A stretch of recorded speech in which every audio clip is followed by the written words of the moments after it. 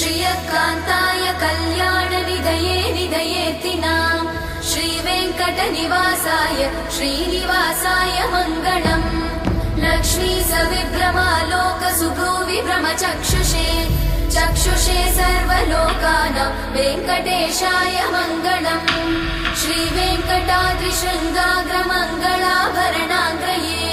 मङ्गलानां निवासाय श्रीनिवासाय मङ्गलम् सर्वावयव सौन्दर्य सम्पदा सर्वचेतसां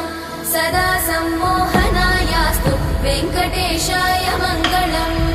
नित्याय निरवध्याय सत्यानन्दचिदात्मने सर्वान्तरात्मने श्रीमद् वेङ्कटेशाय मङ्गलम् स्वतः सर्वविदे सर्वशक्तये सर्वशेषिणे सुलभाय सुशीलाय वेङ्कटेशाय मङ्गलम्।